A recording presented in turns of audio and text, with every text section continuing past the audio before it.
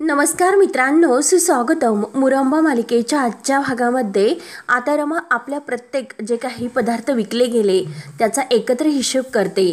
तेव्हा माई तिथे कपड्यांच्या घड्या घालत असते. तर माई विचारते की काय ग, किती पैसे जमलेत. तेव्हा आता रमा अगदी आदराने म्हणते की माई, अहो 13,000 रुपये जमलेत. तेव्हा ते ऐकून माई म्हणतात की अगं बाबा, 13,000 रुपये? अगं 13 लाख असल्यासारखं बोलतेस तू. आणि काय ग, काय काय करायचं आहे तुला त्या 12-13 लाखात? तू तर म्हणत होती घर घ्यायचे आणि बिझनेस सुरू करायचा म्हणून, आणि बाळाला जन्म सुद्धा द्यायचा आहे. आणि किती पैशामध्ये? तर 13,000 रुपयात. अगं तू विचार केला का, तुझ्या पोटातील बाळाचाच खर्च 13,000 रुपये असेल आणि त्यापेक्षा जास्त सुद्धा पैसे तुला लागतील. जर तू एकदा बाळाला जन्म दिला तर तेव्हा तू काय करशील? कसे सांभाळशील बरं त्याला? कसे तू पोट भरशील? आणि काय ग, धुनी भांडी करशील का? बरं कर, धुनी भांडी कर आणि तुझ्या बाळाला वाढव. अगं तू विचार केलास का, तुझ्या पोराची काळजी कोण घेणार? की तू बाळाला घरोघरी घेऊन फिरशील? आणि अगं तुला माहिती आहे का, तू जेव्हा बाळातीन होशील तेव्हा मात्र पुढचे 4-5 महिने तू काही काम तुला करता येणार नाही. या सर्व गोष्टीचा तू विचार केलास का एकदा? आणि जेव्हा तुझ्या पोटामध्ये आता भुकेचे गोळे येतील तेव्हा तुला हे सर्व काही कळेल. आतापर्यंत तुला काही कळणार नाही. तेव्हा माई परत आता रमाजवळ येतात आणि रमाला समजावण्याचा प्रयत्न करतात की ए पोटे, अगं हे बघ, मला तुझी आणि तुझ्या बाळाची काळजी वाटते, म्हणून तुमच्या काळजीपोटे मी तुम्हाला हे सर्व समजावून सांगते. अगं मला सुद्धा तेच वाटते की ते जे काही त्या 2 आल्या होत्या, इरावती आणि त्या माही, तू त्यांच्याकडे तुझ्या बाळाला पाठवून दे, कारण त्यांच्याकडे खूप पैसा आहे. तुझं बाळ अगदी ऐशो आरामात अगदी व्यवस्थित तेथे राहील.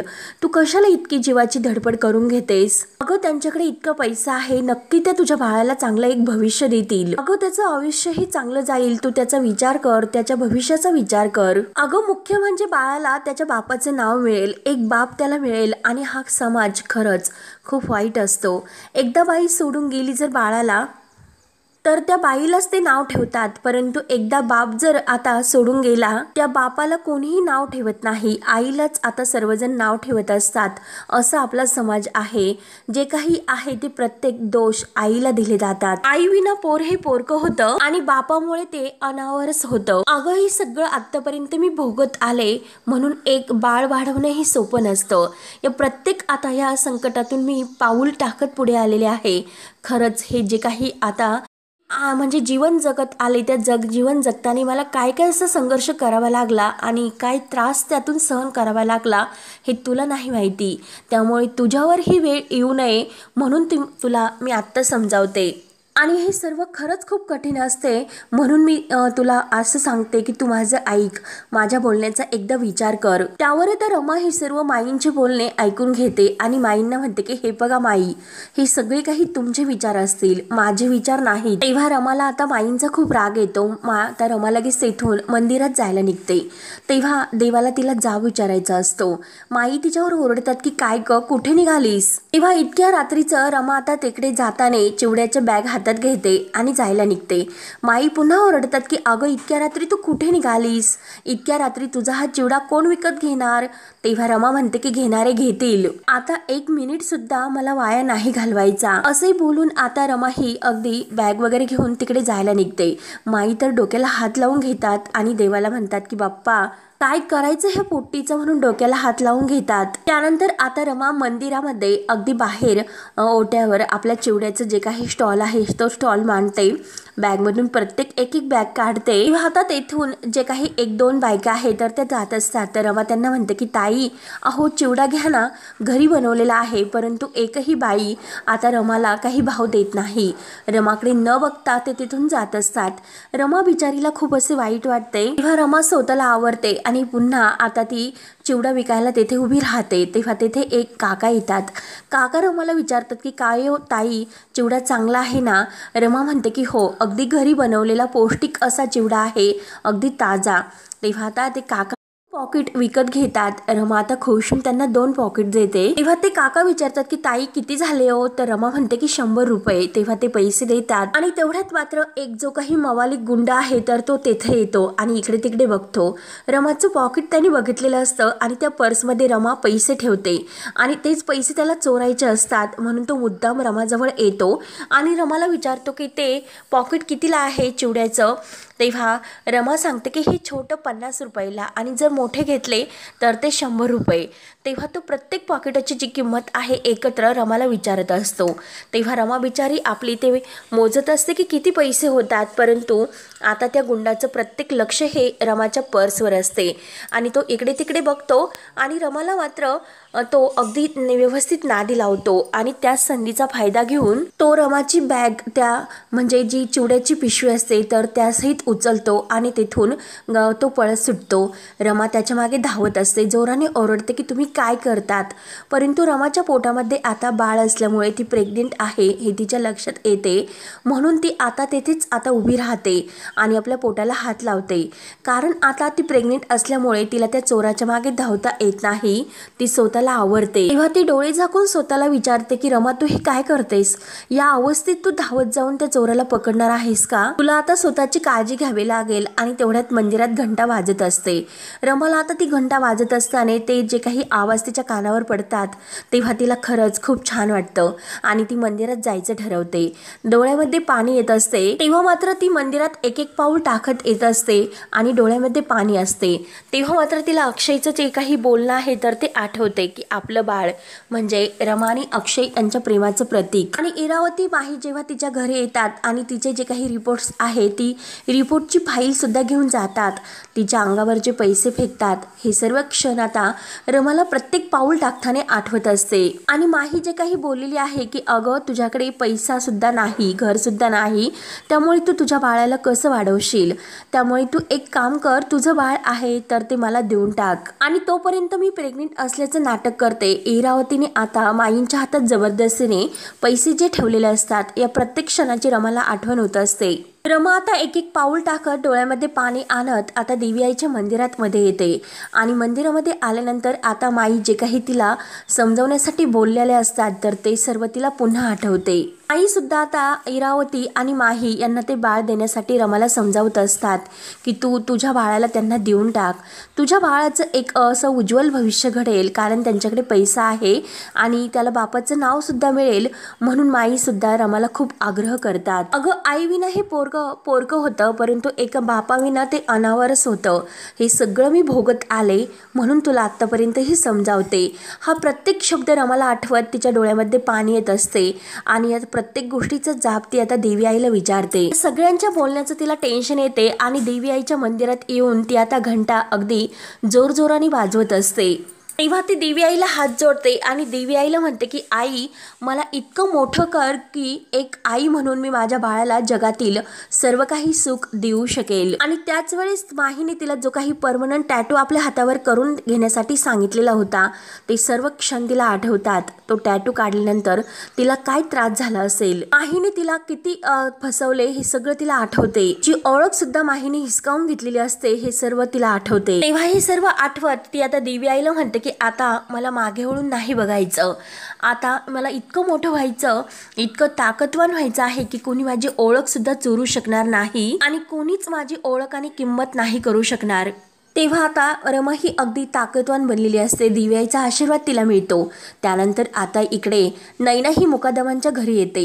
तेव्हा मात्र सर्वजण एकत्र येतात तर लगेच पार्वती आजी नैनावर ओरडते की काय नैना, तुला थोडीशी लाज वाटायला हवी होती, लाज सुद्धा वाटत नाही का, अगं ज्याच मुकादमांच्या ताटामध्ये तू खाल्लंस आणि त्यांच्यावरच तू उलटलीस, ताटामध्ये तू विष कालवलंस. त्यावर आता नैना म्हणते की हे बघा, माझ्यावर जो अन्याय झाला होता त्या अन्यायाविरुद्ध मी आवाज उठवून वाचा फोडली, त्यामुळे त्यात माझी काय चूक झाली, मी चुकले असे मला नाही वाटत. त्यावर आता इरावती म्हणते की अगं काय बोलतेस, जेव्हा एक स्त्री म्हणून तुला तेव्हा त्याची जाणीव झाली नाही का, तेव्हा तू का वाचा फोडली नाहीस. त्यावर आता तो अभि म्हणतो की तेव्हा आत्या ती काही बोलणार नव्हती, कारण त्यावेळेस तिला पैसे गोड लागत होते. त्यावर आता अभि जे काही बोलला ते ऐकून नैनाला राग येतो. नैना म्हणते की अभि हे बघ, परंतु पार्वती आजी नैनाला शांत बसवते की हे बघ नैना, एक अक्षर सुद्धा तू बोलू नकोस, नैना तू गप्प बस. आणि शशिकांतला म्हणते की शशिकांत, अरे हिच्या तोंडावर ते पैसे मार, आणि तिला फक्त पैशाचीच भाषा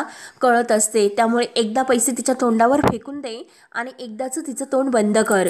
तेव्हा शशिकांत लगेच नैनाच्या तोंडावर खूप काही पैसे घेतो आणि ते पैसे रागाने तिच्या अंगावर फेकतो आणि नैनाला म्हणतो की हे बघ, की किती पैसे तुला हवे आहेत, जितके लागत असतील तितके घे, परंतु एकदाचं तोंड हे बंद ठेव. तेव्हा मात्र आता नैना ते पैसे बघते आणि म्हणते की ए बाय माझे, आणि काय लोक सॉरी हे शब्द विसरलेत का?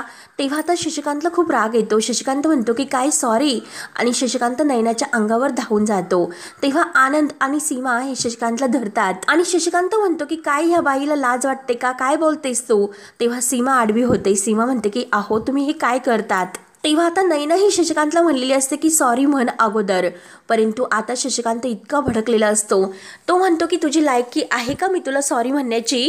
त्यावर तर सीमा म्हणते की अहो काय चाललं तुमचं, जरा शांत व्हा. तेव्हा आता शशिकांत म्हणतो की अगं मी तर शांत आहे, परंतु ही मला भडकवते. त्यावर आता अक्षय सुद्धा खूप भयंकर चिडलेला असतो. तो म्हणतो की हे बघा आई तुम्हाला जे काही सांगते तेच ऐकून घ्या आणि त्यातच तुमचं भलं आहे, नाहीतर जर तुम्ही असं विचित्र वागला तर परिस्थिती आणखीनच हाताबाहेर जाऊ शकते. तेव्हा आता हे सर्व बघून मात्र इरावती आणि माही यांना खूप हसू येत असते, कारण त्यांनीच हे सर्व केलेले असते आणि त्यांना आनंद होत असतो. शशिकांत आता इतका चिडलेला असतो. तो नैनाकडे रागाने बघत मी आता हिला नाही असं सोडू शकत, मी हिचा गेमच खल्लास करून टाकतो. म्हणून शशिकांत नैनाच्या अंगावर धावत येत असतो. अक्षय त्याला धरतो आणि आनंद सुद्धा आता शशिकांतला म्हणतो की हे बघा थांबा, आणि आता ते शशिकांतला धरतात. तेव्हा सीमा ही नैनाला आपल्या मागे घेते. नैना सुद्धा आता ऐकायला तयार नसते. नैना म्हणते की सोडून द्या त्यांना, ते काय करतात मी बघते, मला सुद्धा बघायचं आहे की ते आता काय करतात, यांच्यात किती हिंमत आहे, ते कोणतं पाऊल उचलू शकतात. आणि आता मला कितीही घाबरवण्याचा प्रयत्न जरी केला तरी सुद्धा मी कुणाला घाबरत नाही. मला तोपर्यंत घाबरत होते जोपर्यंत मला तुमच्याकडून प्रेम मिळत होते. मला फक्त तुमच्याकडून एक आपुलकी आणि चांगुलपणाची अपेक्षा आणि प्रेम हवं होतं, परंतु आता मात्र मला तुमच्याकडून चांगुलपणाची अपेक्षा नाही, कारण कधीही तुम्ही लोक कुणाशी चांगलं वागू शकणार नाही. नैना आता रडत मुकदमांना जी काही त्यांची चूक झालेली आहे तर ती चूक लक्षात आणून देण्याचा प्रयत्न करत असते, परंतु नैनाच्या ह्या बोलण्याचा आता सर्वांना राग येत असतो. अरे मी तुम्हाला हेच सांगण्याचा प्रयत्न करत होते, इतक्या म्हणजे ओरडू घसात ताणून मी तुम्हाला सांगण्याचा प्रयत्न करत होते की खरी रमा ही तुमची खरी रमा आहे, आणि त्या बिचारीला तुम्ही कोणत्या अवस्थेत बाहेर काढले, आज तिची काय अवस्था झाली, त्या सगळ्या अवस्थेला तुम्ही कारणीभूत आहात. खऱ्या रमाला तुम्ही घराच्या बाहेर काढलंस कशाचाही विचार न करता, आणि खोट्या रमाला घरात ठेवून घेतले. अरे एकदा हे सर्व करताना तुम्ही विचार करायला हवा होता. अरे तुमच्याकडून मी तर कोणतीच अपेक्षा करू शकत नाही, कारण जी माणसं आहे तर ती आपल्या घरातील सुनेशी असं वागू शकतात, मी तर लांबचीच राहिले, त्यामुळे मी तुमच्याकडून अशी कोणतीही अपेक्षा नाही करू शकत. आपल्या स्वतःच्या सुनेला तुम्ही ओळखण्यात इतकी मोठी चूक केली, तिला घराच्या बाहेर काढलं, तिचा कशाचाही विचार केला नाहीस. तिला इतक्या दिवसात तुम्ही खऱ्या सुनेला शोधायला हवे होते, तिचा विचार करायला हवा होता, परंतु साधा तिचा विचार तुम्ही केला नाही. खोट्याला घरात घेऊन ठेवले आणि खऱ्याला बाहेर काढले. तेव्हा आता नैना जे काही बोलते ते अगदी परफेक्ट बोलत असते, परंतु आता सर्वांना धक्का तर बसतोच. परंतु अक्षयला नैनाचा खूप भयंकर राग येतो. तो नैनाला म्हणतो की बास कर, आता यापुढे एकही शब्द तू बोलू नकोस, आता बस कर. आता तर शशिकांत मुकादम बद्दल बोलत होती, परंतु आता शशिकांत मुकादम नंतर तुझी गाडी मात्र आता इकडे रमावर घसरलीस का, काहीतरी भलतेच असे खोटे आरोप तू करू नकोस. त्यावर आता नैना ही अक्षयला समजावण्याचा प्रयत्न करते की अरे अक्षय तू एकदा तरी माझं ऐकून घे, परंतु अक्षय ऐकायला तयार नसतो. अक्षय भयंकर चिडलेला असतो. अक्षय म्हणतो की बास कर, आता यापुढे एकही शब्द तू बोलू नकोस.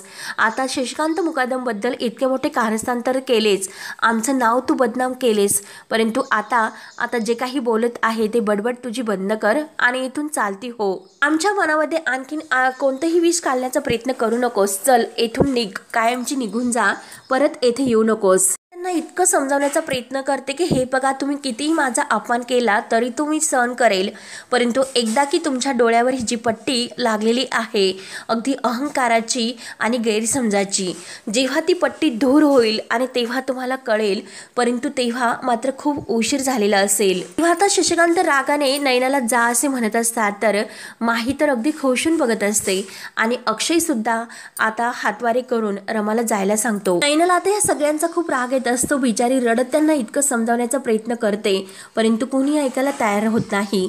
त्यानंतर रमा बिचारी आता दिव्याचे दर्शन वगैरे घेऊन तेथे मंदिरात पायरीवर बसलेली असते. रमा माहीला जे काही बोललेली आहे की स्वतःचं जे काही आहे तर ते वापरून स्वतःची ओळख घ्यावी, माझं नाव वापरते, माझं म्हणजे ओळख वापरते, हे सर्व करण्याची तिला काय गरज आहे? जर करायचे असेल तर स्वतःचं नाव वापरून हे सर्व करायचं. तुला आम्ही विचारतो की अगं हे पोटातील बाळ आहे, तर ते जन्माला आल्यानंतर तू त्याला काय नाव देणार आहेस? ही बाई त्यांच्यासाठी तयार झालेल्या असतात. त्यांचे पैसे घेऊन रमाचं बाळ त्यासुद्धा म्हणजे त्या इरावती आणि माहीला देण्यासाठी रमाला समजावतात. हे सगळं काही बोलणं आठवून रमाला खूप रडू येत असते. तेव्हा बिचारी रमा ही सर्व आठवत रडतच बसलेली असते. परंतु खरंच देवाच्या दारी तर न्याय असतो असे म्हणतात ना, म्हणून आपला रमाचा जो काही भूषण दादा असतो, ऐन संकटाच्या वेळेस हा भाऊ तिच्या मदतीला धावून येतो. म्हणजे ज्या चोराने म्हणजे त्या गुंडाने रमाच्या बॅग आणि जी पैशाची पर्स आहे तर ती चोरून नेलेली असते, तर ते सगळं काही आता ती बॅग वगैरे आणि त्या चिवड्याच्या पिशव्या सगळ्या आपला भूषण दादा घेऊन येतो तायडे करत. तेव्हा आता भूषण दादाला बघून रमाला खूप आनंद होतो. तेव्हा आता रमा इतकी आनंदाने उठते आणि भूषण दादा तुम्ही, तेव्हा भूषण दादा तिची ती बॅग वगैरे सगळं काही तिच्या हातात देतो. तेव्हा आता रमा रडतच ते सर्व काही घेते आणि भूषण दादांना म्हणते की भूषण दादा, तुम्हाला माहिती आहे का हे सर्व खरंच आता माझ्यासाठी किती महत्त्वाचे होते. अगदी देवासारखे तुम्ही माझ्या मदतीला धावून आलात, म्हणून रमाला अगदी आनंद होतो. तिच्या डोळ्यातून आनंद अश्रू येत असतात. त्यावर तर भूषण दादा म्हणतात की अगं तायडे काय बोलतेस, कुठे मी देवासारखा आहे बरं? त्यावर तर रमा विचारते की परंतु भूषण दादा, अहो तुम्हाला कसं कळलं बरं? तेव्हा आता जेव्हा तो जो चोर आहे तर तो जे रमाचे पैसे आणि ती बॅग वगैरे घेऊन पळत असतो, तेव्हा रमा त्याच्या मागे धावायला निघते.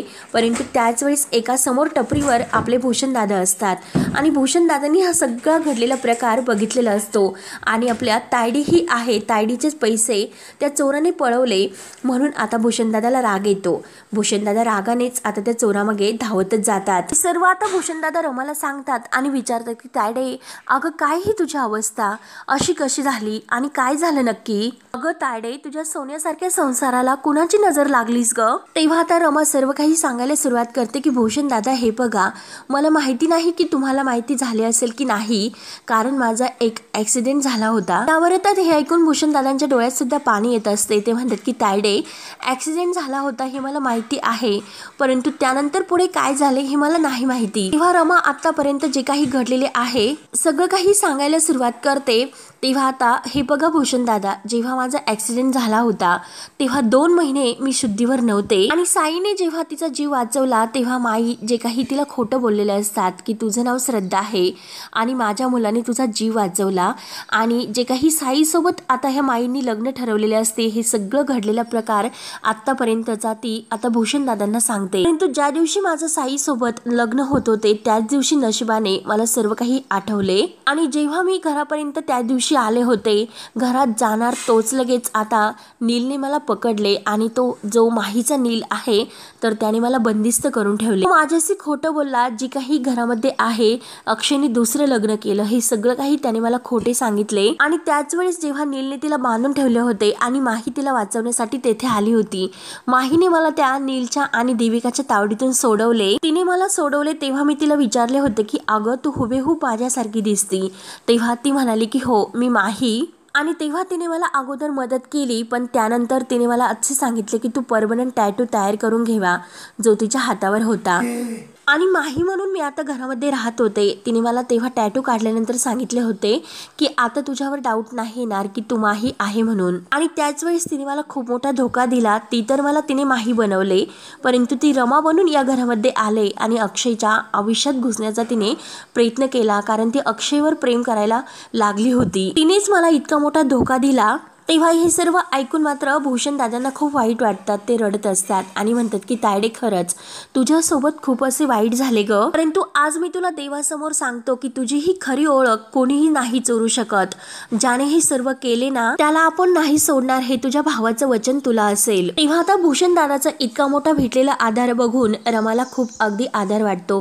तिचा चेहरा खुलतो. भूषण दादा पुढे म्हणतात की हे बघ तायडे, अगं बंट्या तर असे कधी वागेल असे कधी मला वाटले नव्हते, परंतु म्हणतो हे बघ आत्ताच्या आत्ता मी त्याच्याकडे जातो, त्याला सगळं काही समजावून सांगतो, त्याला पटवून देतो की तूच खरी रमा आहे, त्याला हे अगदी मी सांगितल्यानंतर त्याचा विश्वास बसेल. म्हणून भूषण दादा जायला निघतात, परंतु रमा त्यांना थांबवते की थांबा म्हणून, हे सगळं करून काही उपयोग नाही, हे सगळं करून झालेलं आहे माझं, सगळे पुरावे तर माझ्या विरोधातच आहे आणि त्या घरामध्ये माहीच्या बाजूने काही लोक सुद्धा आहेत, त्यामुळे मी काहीच करू शकत नाही. आणि जर तुम्ही त्या घरामध्ये गेले, सगळं काही खरं जरी सांगण्याचा प्रयत्न केला तरी सुद्धा ते लोक सगळ्यांच्या समोर तुम्हाला खोटे ठरवतील. जसे साईंना पाडले आणि साईंना ते काय म्हणाले तुम्हाला माहिती आहे का? ते सगळं पैशासाठी करतो, पण आणि तुम्ही जर तेथे गेल्यानंतर तुम्हाला सुद्धा हेच ऐकून घ्यावे लागेल की तुम्ही पैशासाठी येथे आलात आणि हे खोटं बोलतात. त्यावर तर भूषण दादा म्हणतात की हे बघ तायडे, त्यांना मला खोटं ठरवायचे असेल तर ठरवून दे, काय होईल, फक्त अपमान होईल ना माझा, होऊन दे, आणि मी माझ्या बहिणीसाठी हा सर्व अपमान सहन करायला तयार आहे. त्यावर त्या रमाच्या डोळ्यात पाणी असतं. रमा म्हणते की हे बघा भूषण दादा, मी तुम्हाला आत्ता हेच सांगते, हे सगळं करून खरंच काही उपयोग नाही होणार, तुम्ही आत्ता माझं ऐका. आणि हे बघा भूषण दादा, गरीब लोकांची कधीही किंमत नसते, त्यांना असे वाटते की पैसे दिल्यानंतर आपण बदलतो, परंतु असे नसते. माझी पूर्ण खात्री आहे एक ना एक दिवस त्यांना सगळ्यांना कळेल घरामध्ये जी आहे तर ती माही आहे, रमा नाही. त्यावर त्या रमाचं हे बोलणं ऐकून भूषण दादा म्हणतात की परंतु तू तोपर्यंत थांबणार आहेस का? अगं जरा तू स्वतःचा विचार कर. तेव्हा आता रमा म्हणते की हे बघा भूषण दादा, मी स्वतःचा विचार नाही करू शकत, हे सगळा विचार करून करून भूषण दादा आता मी खरंच खूप थकलेली आहे, माझ्यावर आता खरंच खूप मोठी एक जबाबदारी पडलेली आहे माझ्या बाळाची. तेव्हा आता भूषण दादा म्हणून जातात की बाळ, परंतु आता जेव्हा त्यांना हे कळते, लक्षात येते, तेव्हा त्यांना खूप आनंद होतो. ते म्हणतात की अगं तायडे तू काय बोललीस, तुला बाळ होणार आहे आणि आपण मामा होणार आहे. लगेच ते देवीआईला हात जोडतात. देवीआईला म्हणतात की आज मला खूप आनंदाची बातमी ऐकायला मिळाली, देवीआई मी मामा होणार. तेव्हा मात्र आता भूषण दादा आनंदाने अगदी वेड्यासारख्या उड्या मारतात, त्यांना इतका आनंद होतो. तेव्हा रमा म्हणते की हे बघा भूषण दादा, यामुळे मला आता संघर्ष नाही करायचा, आता या वेळेला मला स्वतःच्या पायावर उभं राहणं खूप गरजेचं आहे, तरच मी माझ्या बाळाला एक चांगलं आणि स्वतंत्र आयुष्य देऊ शकते, त्याला त्याची नवी ओळख देऊ शकते. आता हे जे काही झाले तर ते बाद झाले. त्यानंतर आता माही आणि इरावती रूम मध्ये असतात. तर माही इरावतीला म्हणते की अगं रमा तर आपल्याला नाही म्हणाली, त्यामुळे इरा मला खूप टेन्शन आले, आता यापुढे आपण काय करायचं बरं? त्यावर आता इरा म्हणते की हे बघ आपण सगळं काही करू शकतो. तेव्हा लगेच आता माही विचारते की काय आणि कसे बरं? तेव्हा इरावती तिच्या हातामध्ये ती फाईल देते. तेव्हा आता माही खुश होते आणि म्हणते म्हणजे आयंजींची सही सुद्धा मिळाली तर. तेव्हा आता इरावती म्हणते की अगं इरावती असताना पार्वतीची सही मिळणार नाही असं कधी होईल का? तेव्हा हे सर्व बघून माही म्हणते की धिस इज इम्पॉसिबल, आई आजींची सही मिळाली म्हणजे. तेव्हा इरावती म्हणते की इम्पॉसिबलचं पॉसिबल करण्याचं हे माझंच काम आहे, मी तुला सांगितलं होतं की मला बुद्धिबळाचा खेळ खूप आवडतो म्हणून. तर बुद्धिबळाच्या वरची प्यादी काय, तो वजीर किंवा राजा सुद्धा आपल्याला हवं तसं आपल्या तालावर नाचू शकतो आणि यापुढे तो नाचणार सुद्धा आहे. तेव्हा आता इरावतीचं हे बोलणं ऐकून माही तर अगदी खुश होते आणि इरावती सुद्धा. तेव्हा मित्रांनो हा भाग येथे संपतो. तर पुढील भागामध्ये आता मात्र माही आणि इरावती पुन्हा साईच्या घरी येतात आणि रमाला धमकवतात की माही म्हणते की हे बघ रमा, अगं आता हवं तसं मी माझ्या मनासारखं सगळं काही करू शकते, अगदी माझ्या मनाने ठरवले तसे सर्व काही गोष्टी माझ्या हातामध्ये आहे, फक्त मला तुझं बाळ हवं आहे आणि ते बाळ तू देशीलच. तेव्हा आता रमाला हे ऐकून धक्का बसतो, तिला खूप राग येतो. तेव्हा माही आणि इरावती बाहेर येतात, दोघी बाहेरच असतात. तर आता माही ही इरावतीला म्हणत असते की जर रमाने आपल्याला तिचं बाळ देण्यासाठी नकार केला आणि शेवटी ती नकारच देणार आहे तर आपला खेळ खल्लास होईल. तेव्हा आता अक्षयने हे सर्व ऐकलेले असतात. तेव्हा आता अक्षय हा अगदी त्याला माहीचा आणि इरावतीचा संशय येतो. तेव्हा अक्षय आता हे सर्व ऐकून मनात म्हणतो की कुणाच्या खेळ खल्लास बद्दल ही बोलत आहे. तेव्हा या सर्वाबद्दल अक्षय आता माहीला विचारतो. तेव्हा माही आता खोटं बोलते. माही लगेच म्हणते की अहो अक्षय, ती माही आहे ना, ती मला धमक्या देतेस, ती म्हणते की मला तुझं बाळ दे म्हणून. तेव्हा मात्र आता लगेच अक्षय म्हणतो की काय बोलतेस आणि त्याच वेळेस रमाचा फोन आता फोनवर येत असतो आणि अक्षय तिथे जवळ येतच असतो आणि रमा हा नावाने माहीने तो फोन आता सेव्ह केलेला असतो। जेव्हा अक्षय तो फोन घेणार तोच लगेच माही येते आणि अक्षयच्या अगोदर तो मोबाईल आपल्या हातामध्ये घेऊन रमाचा फोन ती कट करते, परंतु अक्षयने त्यावर रमा हे नाव आहे तर ते वाचलेले असते आणि तो माहीकडे एकटक बघत असतो। तेव्हा अक्षयला पुन्हा एकदा संशय येतो की नक्की इने रमा हे नाव तेथे का सेव्ह केलं असेल। तेव्हा आता मित्रांनो, पुढे काय होतं हे बघण्यासाठी आपल्या चॅनलला लगेच सबस्क्राईब करा। धन्यवाद।